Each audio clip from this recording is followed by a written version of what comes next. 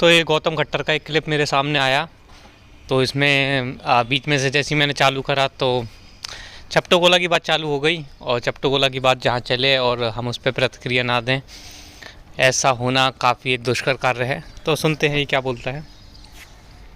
जो साइंटिफिक मूल्यों पर, साइंटिफिक प्रिंसिपल्स पर खरी ना उतरती हो। इस देश के अलग अलग संप्रदाय के लोगों ने कहा कि धरती चपटी है। बिल्कुल सही बात है। डेफिनेटली एंशिएंट जितने कल्चर्स थे सबने पृथ्वी को चपटा ही बताया, फ्लैट ही बताया। यहाँ तक इसकी बात बिल्कुल 100% सही है। आगे सुनते हैं। लेकिन वेद ने उसको पहले ही कह दिया कि भूगोल। किसने कहा? वेद ने पहले ही कह दिया भूगोल। इन अनपढ़ों को बता बता कर मैं थक गया।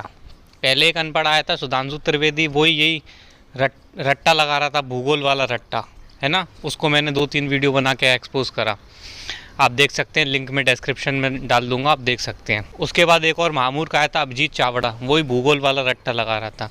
अब ये तीसरा अनपढ़ मूर्ख गौतम खट्टर, यही भूगोल वाला रट्टा। इन अनपढ़ों मूर्खों को, इन कंजड़ों को ये बात समझ में नहीं आती कि भूगोल, इस भूगोल वाली चीज़ को मैं कम से कम नहीं तो अपने चैनल के ऊपर 50 बार बता चुका हूँ, कम से कम 50 बार इस भूगोल वाली चीज़ को। सिर्फ अगेन जो गौतम खट्टर के व्यूअर्स हैं वो अगर इस चैनल पर आते हैं, वही वीडियो देख रहे हैं, तो उनके लिए मैं दोबारा से रिपीट कर देता हूँ।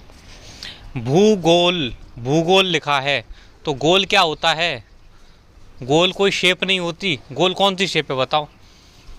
एक सिक्का भी गोल होता है, एक कड़ा भी गोल होता है, एक फुटबॉल भी गोल होती है, तीनों ही गोल हैं। तो गोल शेप्स है तो कई सारी शेप्स आ गई ना, गोल अपने आप में कोई शेप थोड़ी है। तो एक सर्कल भी गोल होता है, एक स्फीयर भी गोल होता है और एक डिस्क भी गोल होता है। तीनों ही गोल हैं, लेकिन तीनों की शेप अलग अलग हैं, तीनों अपने आप में अलग शेप्स हैं। तो भूगोल, भूगोल एक रट्टा लगा लिया रट्टू तोते की तरह, और वही बकने चले गए।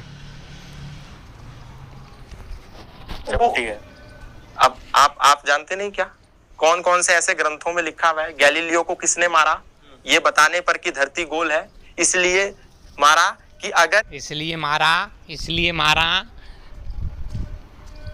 ये लोग इतना कॉन्फिडेंस से बोलते क्यों है? मतलब मुझे समझ नहीं आता, ये मतलब अपने मूर्ख होते हुए भी इतना कॉन्फिडेंस से कैसे बोल पाते हैं?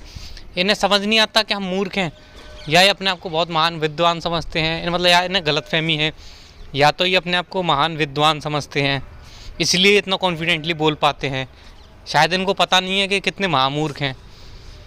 ये शब्द सिर्फ फेंकते रहते हैं, शब्द का मतलब समझ में नहीं आता, ना शब्द को गहराई से देखते हैं, ना बोलने से पहले सोचते हैं कि उसका कितने अर्थ हो सकते हैं। बस ये मतलब बोलते रहते हैं, बकते रहते हैं, खाली बकने से मतलब है, कुछ भी बक दो।